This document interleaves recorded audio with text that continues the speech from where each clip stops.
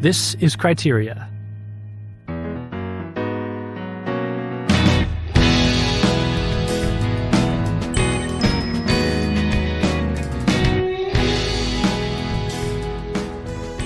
Hey everybody, welcome back to Criteria. I'm Thomas Miras. I'm here with my co-host James Majewski. Hello, James. Hey, Thomas. But of course, we're not actually together in person this time around. Yep, that's right. We're also here with our regular guest co-host Nathan Douglas. Hello, Nathan. Hey guys, great to be back. Also, notably not in person. We're also here today with a special returning guest who's been with us a couple times on the podcast before.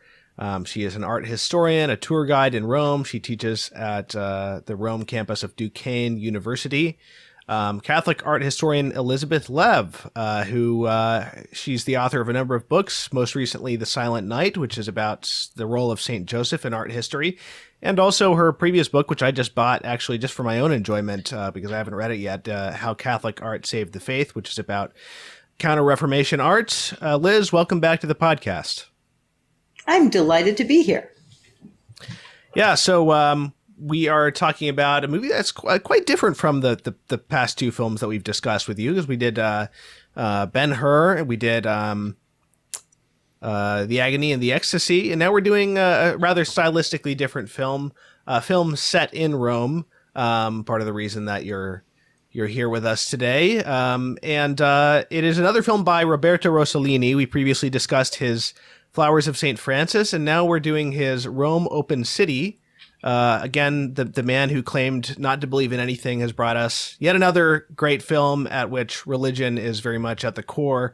Came out in 1945. One of the co-writers, by the way, was Federico Fellini, who's two of whose films we've discussed, 8.5 and La Strada, on this podcast. And this film is notable first and foremost for having been shot while Italy was still at war. Rome had been liberated, but the rest of the country hadn't even been liberated yet when this film was being made. They started writing it while the Nazis were still occupying Rome, and so you're really getting a look at the state of Rome right after World War II, or practically still during it. And the term "open city" refers to a settlement which has announced that it's abandoned all of its defensive efforts, generally in the event of the imminent capture of that city, to avoid destruction. And then once the city has declared its open status, then the opposing military is expected under international law to be peaceful occupiers rather than just destroy the city. So that's where the title comes from. So this film basically is an early example of a style that we've discussed before, Neo-realism, although it has some non-neo-realistic aspects as well. And it deals with a number of different characters and incidents, mostly based on real incidents, different people involved in the resistance to the Nazi occupation towards the end of the war. I think it's set like maybe 9 months before the liberation of Rome, something like that. So yeah, anybody else want to jump in on this? Liz, why did you say that this is a film you'd be particularly interested in discussing? Well, it's such a critical moment in the history of Rome, and it's a groundbreaking movie. It really is kind of a many ways shocking film, especially given the fact that it's filmed in 1945. I will say it definitely cured me of ever comparing any pandemic restriction to the Nazi occupation ever again. It is a very, very striking, hard look at what it's like to be a city that is occupied by hostile invaders. You feel very sort of trapped in those streets for the duration of the film. So I found it, I really wanted to have the opportunity to think about this and think about a film that's so raw. And as you were saying, filmed literally while the rest of the country is still at war, moments after the liberation of Rome, so that he still has, the bullets on the walls, the scraping, that authenticness of the set, which is the city itself. So I think also I was interested, or I am interested, or I'm particularly interested in seeing Rome in this moment, given the fact that I see this sort of beautiful, glamorous Rome every day. And it's a very remarkable reflection on how Rome has risen again after being really subjected to such horror and abnegation. That was an impression that I got watching this film was, well, you know, the title of the film is Rome, Open City. And so the city of Rome sort of figures very prominently into the film, but maybe not in a way that someone would expect. I feel like, you know, especially today, I would expect, you know, drone shots of St. Peter's or you know, right. Any of the like sort of flashy signals that this is about the eternal city. And, you know, we get a little bit of that at the beginning, where we get, you know, a very beautiful Roman skyline. In fact, I think the film kind of bookends with such images, but throughout, what you get instead is a kind of neo-realist flavor and experience of the city, especially this wartime look.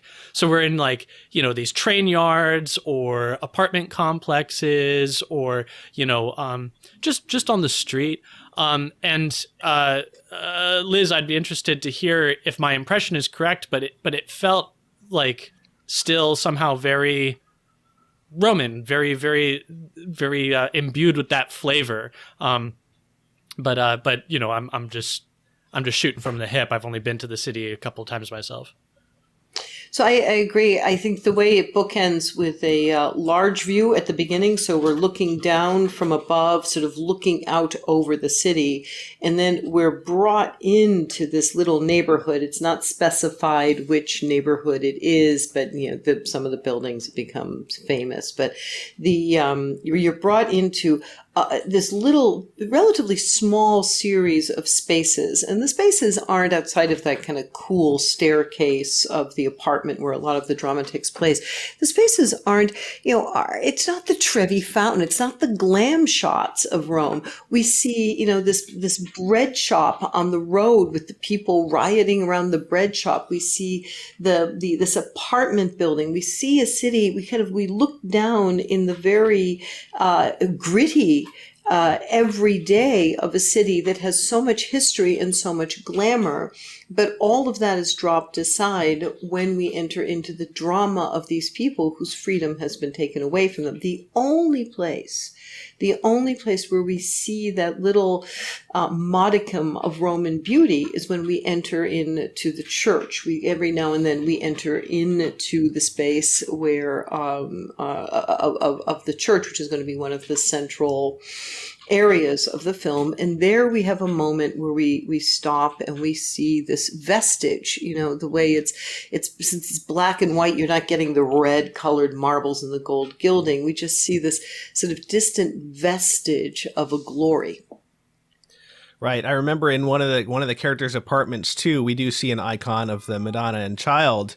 And that was one of the few sort of like tinges of, you know, Roman greatness that we get in the or I should say aesthetic greatness, at least that we get in the film. You know, this film is I heard somebody describe it as they demonumentalize Rome in the city, and I heard it suggested that this might be in part a reaction to the sort of the fascist approach of sort of a big focus on the great architecture and the monuments and all of this stuff to sort of these awe-inspiring artifacts, whereas this is taking a much more sort of street level view of the city. I don't know if that was what Rossellini was thinking about, but it is sort of in contrast to the type of imagery. I wish I had actually seen some of the films that Rossellini had made earlier, because Rossellini was, and a number of the great Italian directors actually got their training sort of under the fascist regime, and then sort of quickly turned around as soon as they were able and started making films that were maybe more critical Although, well, we can get into it later. The villain of this film is less the fascists and more the Nazis. It's clearly it's clearly not so much to create division among the Italians for their adherence to fascism. It's really to create a common enemy, which were the Germans who occupied the city. It's a very interesting thing to watch the movie with all this distance, to see the kind of the fascist part comes up here and there, but by now this story is not interested in the Italians who have been collaborating or part of the Benito Mussolini regime. It's very interested in these partigiani, these people who have been fighting, and really by glorifying them from all different sort of the ingegnere, from the woman to the priest to the guardian who sort of is kind of trying to work for them but isn't really working for the Nazis. I mean, it really is a story about that. I also think something interesting about the work is that while there is a sort of a mention of this imminent arrival of the liberators, so these generals, the people who sway the fate of nations, are on their way, there is absolutely no real focus on any of the major characters in World War II. So in this moment, we don't hear about Hitler, we don't hear about Pius XII, we don't hear about, well, Mussolini is dead at this point.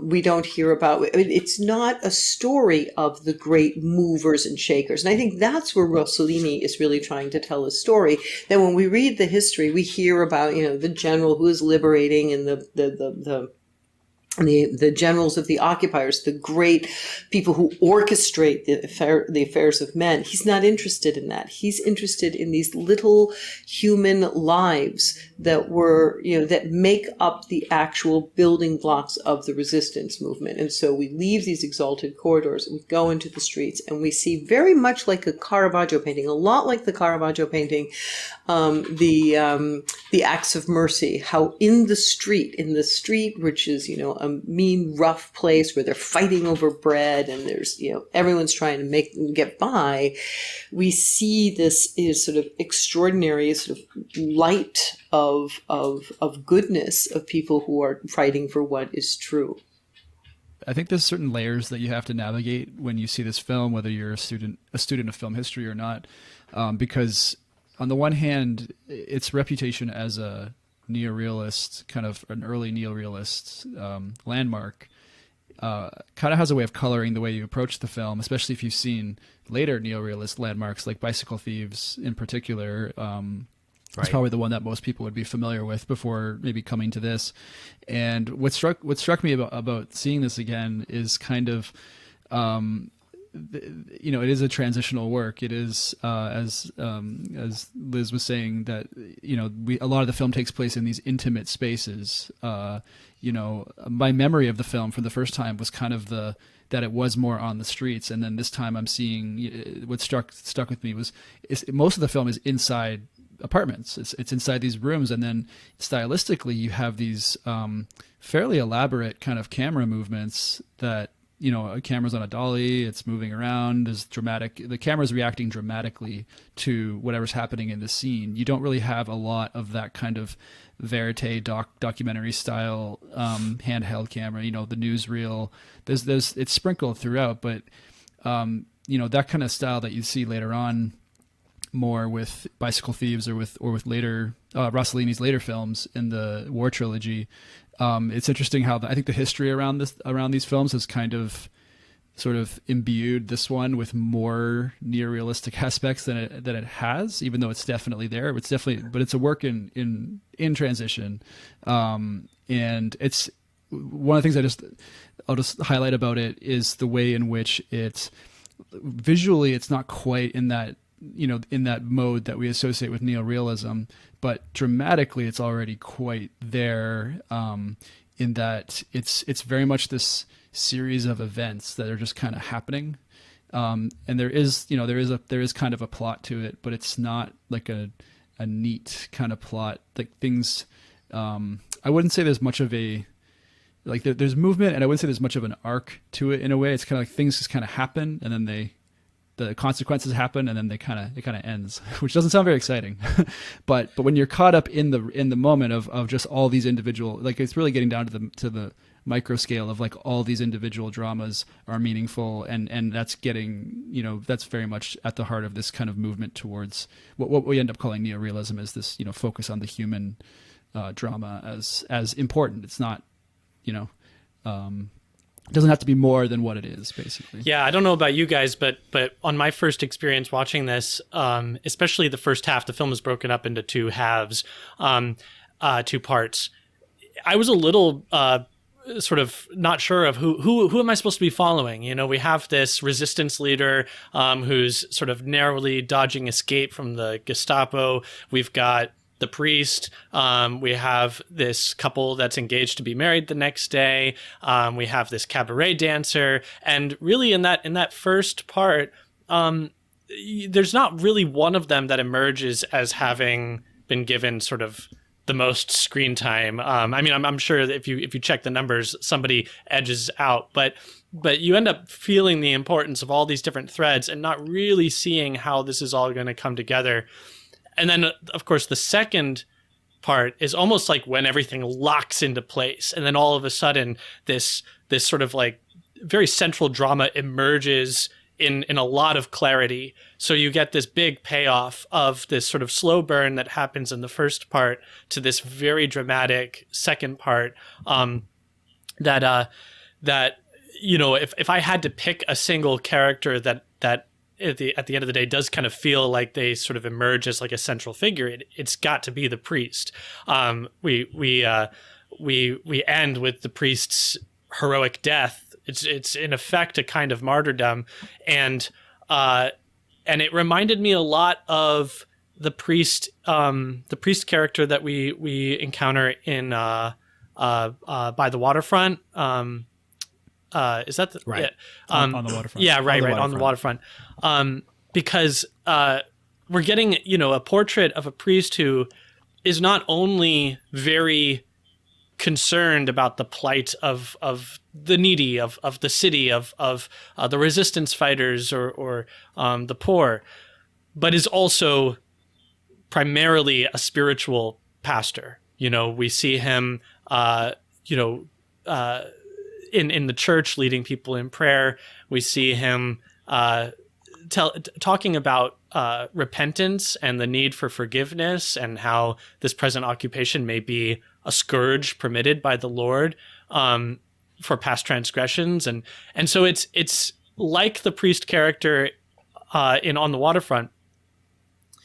His sort of social engagement, if we want to call it that, is not sort of at the expense of or in spite of his pastoral leadership and his being a spiritual father.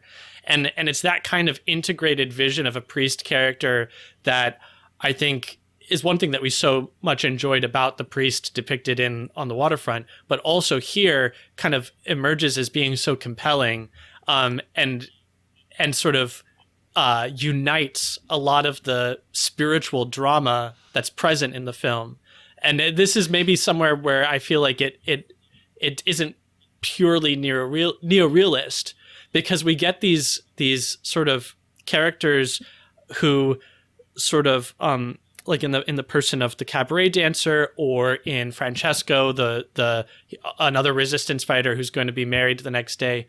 They're giving these sort of almost they're like these spiritual existential themes that they become the mouthpieces for, and so there's this spiritual commentary and struggle that's taking place through the film, and that kind of finds its unifying logic in the death of this priest.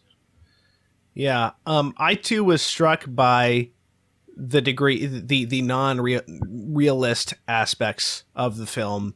We talked about the way the film is shot. That's definitely the way, the view, the non-romanticized view of Rome. That's obviously more in the neo-realist line. They also had real German prisoners working as some of the extras, German soldiers in the film. But in terms of the story, it did feel like as much melodrama and suspense as neo-realism. And a lot of the main characters are played by professional actors, unlike in some of the other neo-realist works we've discussed. And some big stars, Anna Magnani in the character of Pina, and above all, Aldo Fabrizi, who was a beloved comic actor, and he actually played the sort of over-the-top warlord character in The Flowers of St. Francis. Oh, I thought I recognized him. Yeah, and he's playing a very serious role in this film, although not entirely without comedy in a couple of moments, especially early on. This Father Don Pietro, who is based on a real priest, a couple of different real priests, I think, but mainly this one, Don Morosini, who was killed by the Nazis.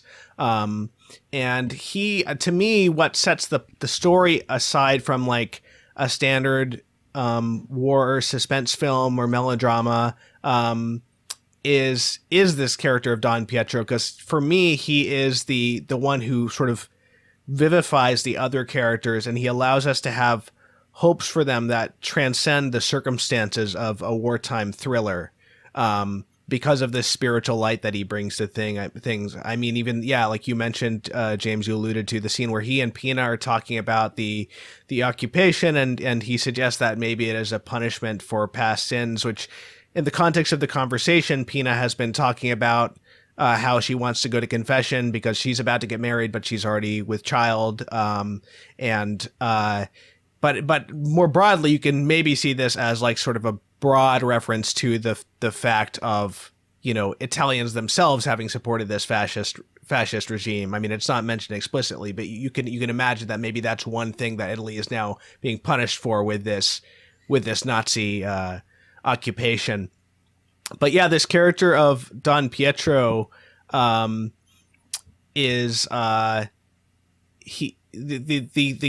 you said, this central drama emerges, James, and it's the main figures of which are or the main heroes of which I should say are really Don Pietro, and then this fellow who goes by a number of different names. Manfredi is, I think, the main name that he's referred to by. He's going under the name of Manfredi. He's this engineer. He turns out to be actually like a communist partisan who is resisting the Nazis. And so one of the big things in this film is this sort of unification and this alliance between two characters who would be normally opposed, namely a Catholic priest and a communist, where they're both, in a way, sort of, vying for a heroic death together, but it's very interesting because we're told by the priest that it is the priest's prayers that are keeping this guy, strong to the end, which is interesting. I mean, because there's a very clear, like in the scenes where Manfredi is being tortured at the end of the film, he's very clearly presented in this cruciform manner, and likened to Christ. And you could say, in the Catholic tradition, a martyr is one who dies, in odium fidei, like, or whatever the term is, like he's killed out of hatred for the faith, which is why some people who die for other heroic causes are not classified as martyrs by the church.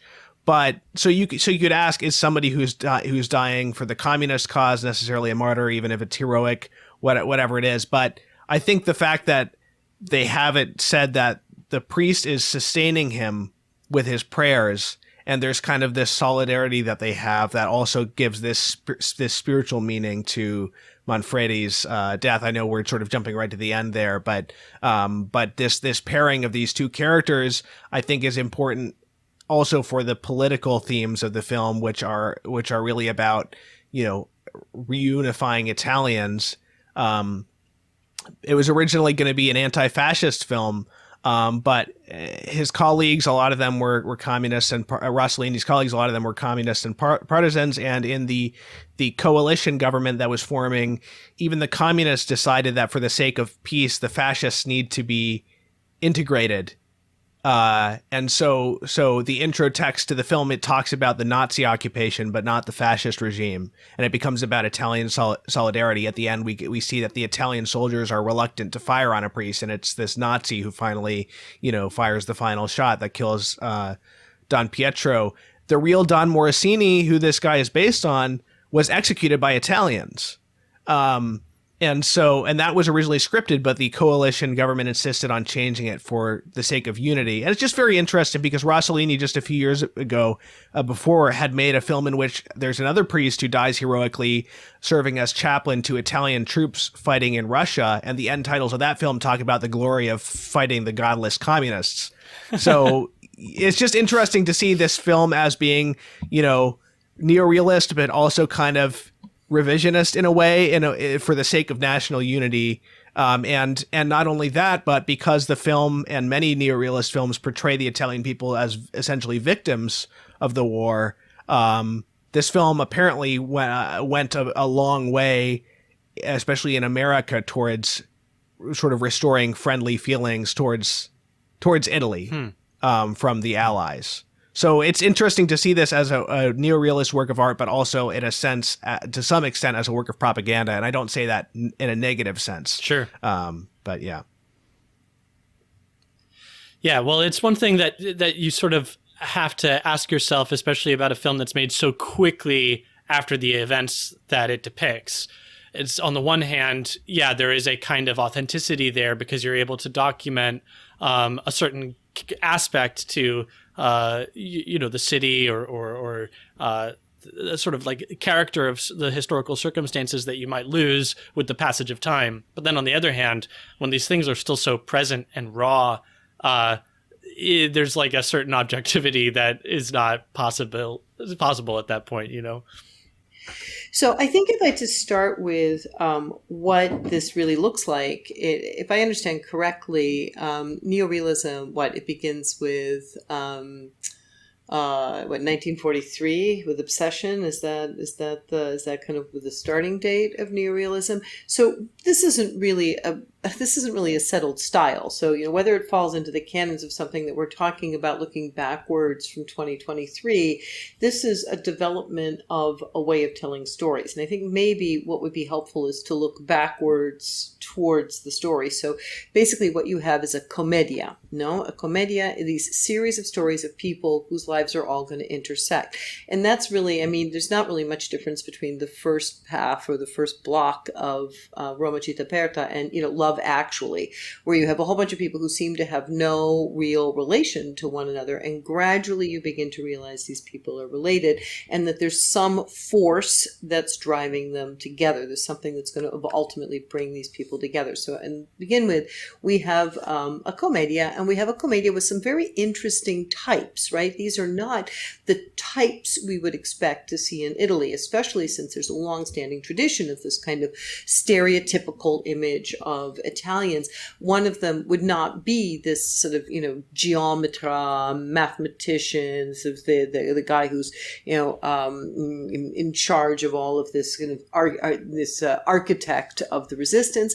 I don't think the first thing we think of is Italian atheist, Francesco, who is an atheist. We don't really think in terms of the Italian single pregnant woman who already has a son and is about to have another son. That's not, again, part of this stereotypical, very, pious image. And we don't really expect to see a priest who is knows how to wheel and deal with all of the contraband and behind the scenes kind of stuff. So we're already getting a commedia in which all of the characters in the commedia are a little bit different from what we expected. And their story is being brought together. Now, the other thing about this neo-realism, it's very, again, reminiscent of Caravaggio, whose study, by the way, the study of Caravaggio had just become a thing in the early years of the 20th century. So this is the period when there's a rediscovery of the art of Caravaggio. And And what does Caravaggio do in his paintings? He takes a bunch of regular, everyday characters. That was the great complaint about his art, his realism in the fact that he would take the person down the street or the person who was delivering his clothes, and he would incorporate them, just like Rossellini incorporates non-actors into his story. But an artist, I mean, they may be neo-realists, but they are artists. This is first and foremost, it is a work of art. And there's no point to a work of art if you cannot see the hand of the artist. So letting things kind of, we'll just let it flow and hold the camera, that's not artwork. So even in Caravaggio's work, we see the different things that indicate to us that this is a very realistic scene.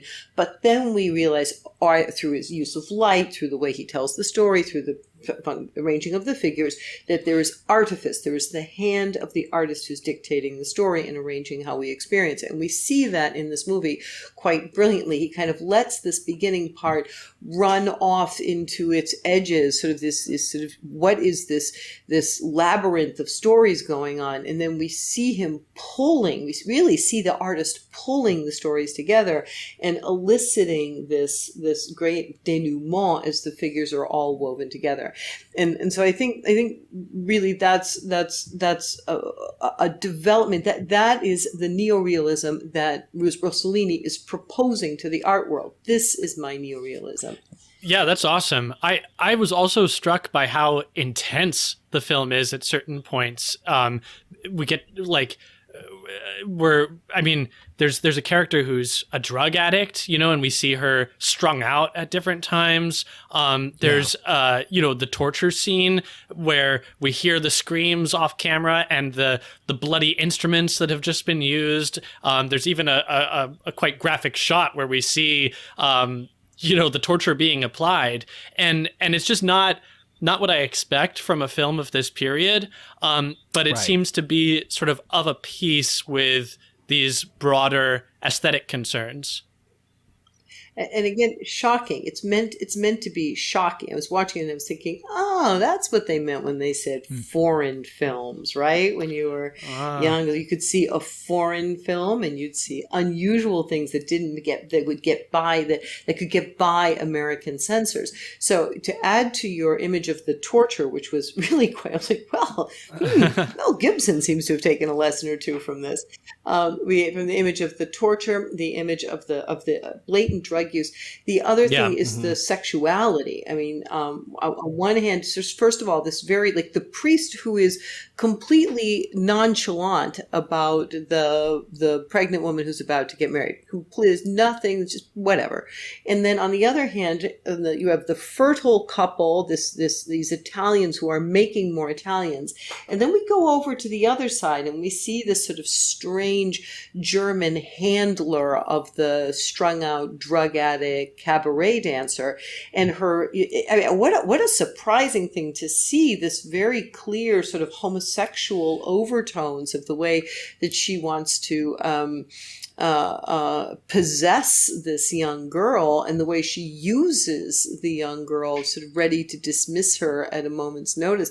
And these two ways that we see the human interaction, especially around the question of love versus eros, it's a very, very surprising thing to see Rossellini go there, as it were, really representing the Germans in every single way, if you will, perverse. Yeah, because the main Nazi villain too is kind of coded as they say, as homosexual, and the actor himself was homosexual, and so it's interesting to see this this guy portraying the Nazis in that light as sort of deviant or sterile. I mean, I think it's also interesting that it's these are people their pleasure is an end in and of itself, and it's cruel. Versus with the Italians, we keep seeing the children, we see the pregnant woman, we see life, we see fertility. I think that really is a theme. Yeah. Yeah. Even in the social spaces, there's, the German activity is happening kind of in this other room in the headquarters where everyone's just kind of lounging around. There's no real, it's this kind of vision of this a hellish vision of leisure, basically, Totally. where they're not doing anything, but also it's not actual leisure. Totally. They're just waiting to go kill people, basically. And the way this space is designed is so strange. You've got this like the office where he's conducting his business, this Gestapo officer. Right next door is the chamber where the screams of the tortured victims can be heard, and then through another door, seemingly also like adjacent to that, is this parlor where there's music and cards and drinking and drugs, and it's such a contrasting vision to the interior spaces that we get inside of the apartment building, where one room has the ailing elderly parent in the corner, and then the children running around, and then numerous families and numerous generations sharing space together. It's a very different picture of not just like this social activity, but also this social organization. And there's something like super diabolical and perverted about the proximity with which this indulgence, this cool bureaucratic cruelty, and this violence are all just sort of pushed together within like 500 square feet. I'm curious about this element of it's interesting because I didn't expect us to kind of hit on the propagandistic aspect of the film, and I don't know, I find it interesting that's come up, because when you consider the history of neo-realism in general, but also the war trilogy, Rossellini's this film, and the Paisa and Germany Year Zero, which followed on this, these were very important films for the filmmakers who would go on to be make the French New Wave. So much of which just that the kind of like post-war French film criticism context has a huge influence on the Vatican film list, as does the Italian context. But all these things were kind of going together in post-war Europe, where Christians and Christian artists are trying to figure out kind of what comes next, what do we do next. And it's interesting to me that what became known as neo-realism was very inspirational for a lot of these types, because they felt they were being brought into deeper contact with reality through cinema, compared to what kind of had been more common before. But it's interesting, I think, looking back on it now and seeing like, there are these very like kind of manipulative aspects to shaping like the view of the enemy, or of the good guys or whatever, that maybe was not as visible, or not just people weren't as concerned about it. But I think from our point of view today, like if we're trying to get to the same goal of like looking at what is really real about these films and what is so compelling, and what can Catholic artists and filmmakers take from these films to apply today, because I think that the aspect of, as a filmmaker, like the aspect of making a film that's quite propagandistic in how it's portraying different sides or whatever, to me that's a bit of a red flag, in terms of like, how do I want to try to get to the reality of something? We know that life isn't that simple, even in wartime. So I don't know, I'm just kind of throw that out. I'm curious about what you guys think of that aspect. I think there's a little thing about the way what the story is telling. So the story, it's the figure of the priest is based on Don Morosini, but it's also apparently based on Don Pietro Pappagallo, who was killed in the Fosse Ardeatine. And the Fosse Ardeatine is a real thing that happens to the Romans under the occupation of the Nazis, in which these partigiani, these people attempting to combat the Germans, they blow up a German space, and they kill a few Germans, and the Germans exact 10 Italian lives for each life lost, and they're taken out. And when they're being driven out, that moment when the truck is driving outside the city, it looks a lot like the Fosse. Like the first thing that came to my mind is Fosse Ardeatine. This is the moment where there's going to be this massive murder of the Italians in the tenfold murder of the Italians for the death of the Germans. And so that is a moment of the outrage of the Nazi occupation. It's a moment of, a reminder of what happens when the Italians try to fight back. That's a story that we're like, it's very imbued in our culture here. We've got the Fosse Ardentine here. We talk about it. It's a real memory here. And I think that plays into the Italians, who really do have to change their narrative. I mean, they do. They have to change it. And history written by the victors, whatever. But the fact is, the Italians started this war on the wrong side, allied with the worst person in the world, led by the second worst person in the world. And now they are sitting here begging the English and the Americans to give their lives to free them. And so some imagery of how they tried to is important. And it is a really good example of how art can be used to create a kind of diplomacy. Because at the end of the day, that priest who is praying under his breath, the forgiveness, they know not what they do, that's the only way that the wounds of this war are going to be healed. So it is a propaganda in part. Oh, yes. And we have to overlook some stuff on the part of the Italians. But it's also a kind of propaganda that there is no going forth from war in this tiny little continent unless we start to think, forgive them, Lord, we know not what they do. And that is the closing moment. And that these children watch him do this. The next generation is watching this particular witness. Yeah, I think that's a really good point.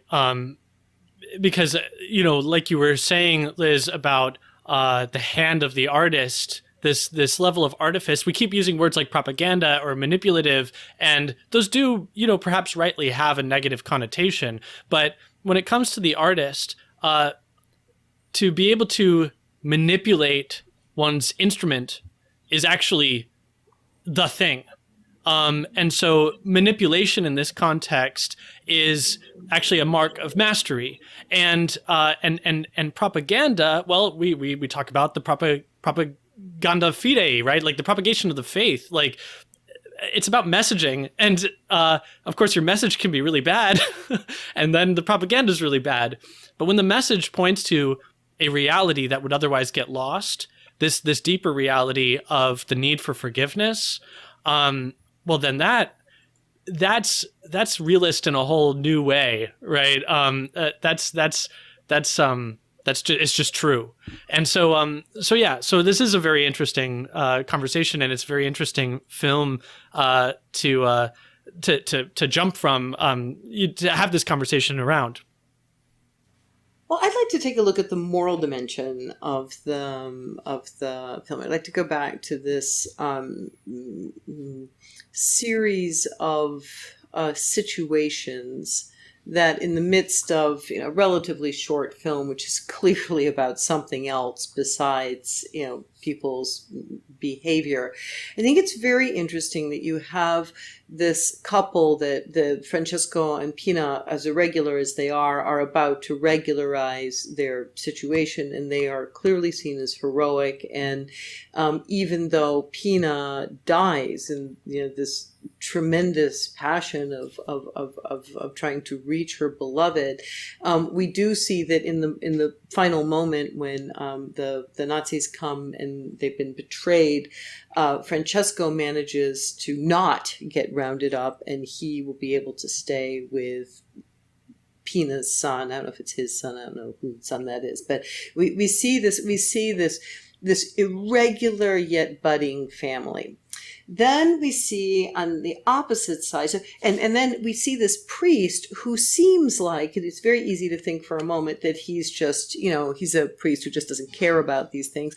But that funny little moment, I think you were alluding to this earlier, Thomas, that funny little moment in the antique shop where he has the little statuette of Venus, the nude Venus, and the little saint statuette, and just this funny little moment as he's trying to figure out how to create a modest position for the nude statuette, means it's telling us that this is a man who really is imbued with, Christian teaching about modesty and chastity and nudity and things like that. So we do see that he's a man who's just, again, realistically looking at this, it's much more important. to worry about this family going forward than exactly how it got there. Then we go to the other end of the spectrum and we see the geometra. We see this man who seems very together, but nonetheless, he keeps going back to this woman who is, one step away from being a prostitute. And this relationship that's very hard to understand between the two of them. And definitely, obviously, because she betrays him, it's not a healthy relationship, but it's not a healthy relationship beforehand. And so we have this strange kind of relationship between Francesco, who, on the other hand, will be caught up and will be sort of tortured, so he has this sort of this purgation, and then on the other hand we have the completely sort of depraved relations that are on the part of the Nazis. And I just think it's just a tiny little ribbon through the movie, but it's interesting that Rossellini sort of decides to thread that through, of course, in part to alleviate, the Nazis chasing you upstairs and downstairs and the other things, a little bit of a love story keeps things going. But it is interesting that he sets up these three different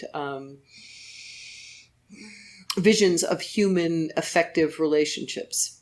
Yeah, and one reason I refer to the film as a melodrama, is it doesn't get much more melodramatic than dying on your wedding day, Right. Right.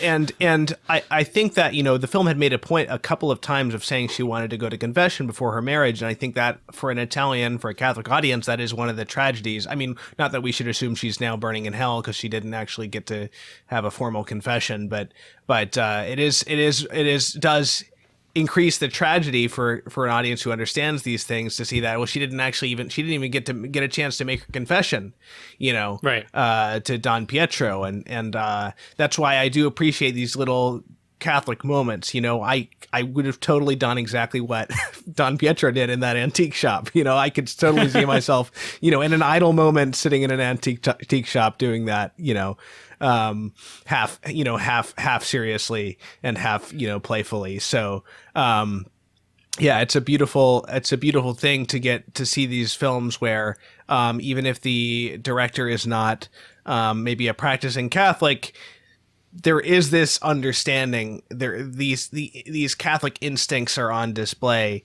And Don Pietro is such a fantastic performance by Aldo Fabrizi. Totally. Just really great. And he's like a mix between, it's interesting because when you first see him, he doesn't look like heroic, Totally. like the priest in On the Waterfront looks Exactly. it looks more like a, kind of handsome, manly, Don Fabrizio, not Don Fabrizio, that's from The Leopard. Aldo Fabrizi as Don Pietro is, he looks like he's a little chubby and kind of, he's got this comedian's face. And at the first, he's playing sort of almost like a Don Bosco character playing soccer with the boys. And, he just gets getting so wrapped up in the game, Right. and then, also this aspect of heroism that is sort of developed, and this sort of knowing how to work his way through these dicey situations, and then keeping so cool, at the end of the film. I love the greatest line. My favorite line is he's talking to the Gestapo officer about the impending torture of Manfredi, and Don Pietro says, "He won't talk. I'll pray for him." With like just the utmost confidence, in the power of his prayers. Yeah, and it's that just was such so a great, awesome. Yeah, and I also wanted to. There's this great film critic, Tag Gallagher, who did a video essay on this film, and he said this beautiful line. He said, "The major," meaning the Gestapo guy, "the major knows all about Manfredi except who he is inside."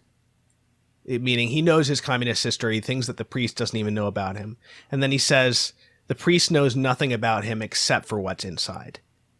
Which I think is like a very beautiful statement about how this priest is able to have solidarity with this communist. Wow. Yeah, the casting is so spot on because you first see this priest and you're like, okay, yeah, I know this priest. He looks like the kind of unassuming, slightly chubby parish priest that we're all familiar with. And I think it's such a critical move when Rossellini has him break his glasses when he's pushed into his cell. And now he can no longer wear his glasses, and it's like a Princess Diaries moment or something like that. Like, now he's taken off the glasses, and now he's the heroic martyr priest who is going to get this amazing. He's going to get this amazing close up shot of his almost despair at the death of Manfredi, tears running down his face, and his Cursing. It's amazing, the kind of the transformation that just such a simple gesture is able to affect. Yeah. It's interesting that he's such a he's so stalwart in that whole. He's actually always, even in that moment when the Nazis are going through the building, and they're any moment they're going to be caught with the guns, and he's such a stalwart. He's something of. It's interesting because he's just like a rock. Like, I kept thinking that guy's a rock, and at the very end, you really like he is the rock of. Well, his name's Peter, right? Scene. And his name is Peter, exactly. And so I was thinking to myself, what an interesting thing that his name is Peter, and he, through this, he is the rock that holds this whole story together. Hey, it's a film about Rome. Yeah. Well, and we have, of course, the great dome that's sort of lurking in the background at the end. So yeah, we get these two shots at the beginning and the end, and they're from opposite sides of the city, but they both have the Dome of St. Peter's as their center. Yeah, it's a little more, that torture scene is so great, and you guys were talking about the film. The film is pushing boundaries in various ways, and maybe less so for a European film than it would if it were an American film. But I mean, I don't know what Italian films like that had been like up to that. But there's this point of view shot with the showing where we see the impending torture from Don Pietro's perspective. And this French critic, Serge Danet, called that the beginning of modern cinema, that shot, because it involves the audience directly in showing them something that wounds them, like, rather than just being sort of a passive spectator of entertainment. This idea that, like, you're going to be involved in this with this point of view shot, Yeah. Well, we're recording this right at the beginning of Holy Week, and the episode is going to come out after Easter, if I'm not mistaken. Yeah. And before watching the film, I thought, okay, well, this is kind of odd. We usually try to make a point of making some sort of gesture toward the liturgical season, especially around these high holy days on the podcast. And I thought, yeah, okay, World War II film, sure. But actually, I think that there's a lot here, that's merits, deep reflection during Holy Week, and then certainly during Easter, around suffering and forgiveness. And when when he's talking with Pina about the need to forgive, and she looks over at the Gestapo, who are sort of, they're heckling somebody, and she says, "Yeah, I just want to smash their face in." Well, we see that kind of reprised in Don Pietro at the end, when he begins cursing them and then pivots immediately to forgiveness. And I think that this is just a very fruitful reflection for all of us, when suffering is allowed so that we can merit and others can merit by it as well. It's like they become a channel of grace for the people to whom forgiveness is extended. And that's like, of course, what Lent and our redemption is like all about. So yeah, in a weird kind of way, this is like a sleeper Lenten Easter film for us after all. Well, it's funny, we haven't talked about the last rites gag, which we touched a bit on, just sort of like how Rossellini brings in very more Catholic elements kind of in a offhand way, or he's obviously doing it in a very familiar way, and it's a very Italian, what I understand to be a very Italian kind of way of engaging with the faith, like where it's just part of the fabric, you know. But I'm just reflecting on the dramatic problem in the film where they have to rescue, you know, they have to like solve a problem. The Nazis are going to discover this cache of weapons in the apartment building. How do we get in there and stop it? By faking a call to give last rites to a guy who is actually bound to his bed, and like, so they can sort of, I don't know, just put this the punchline of that. Like, I think it's just funny, and especially because the priest has to knock him out with a frying pan in order to accomplish it. There's this elegant, like, it's very slapstick, I guess. Like there's this elegant, and this is particularly the Rossellini, and I mean Fellini was involved as well with writing the film, so I think you can kind of see like the strengths of both of them. Rossellini is such a great melodramatist, as we've been saying, and that carries through all the rest of his films, you know, up until the 60s, where, you know, he makes these incredibly lush, kind of like emotionally just overpowering films that are dealing with spiritual things. And then Fellini is the clown, you know, and he's kind of continuing the clownish meditations. You see the merging of the two of them here in a really interesting way at the beginning of kind of what they were both really good at. Yeah, it's awesome seeing the priest in his cassock and his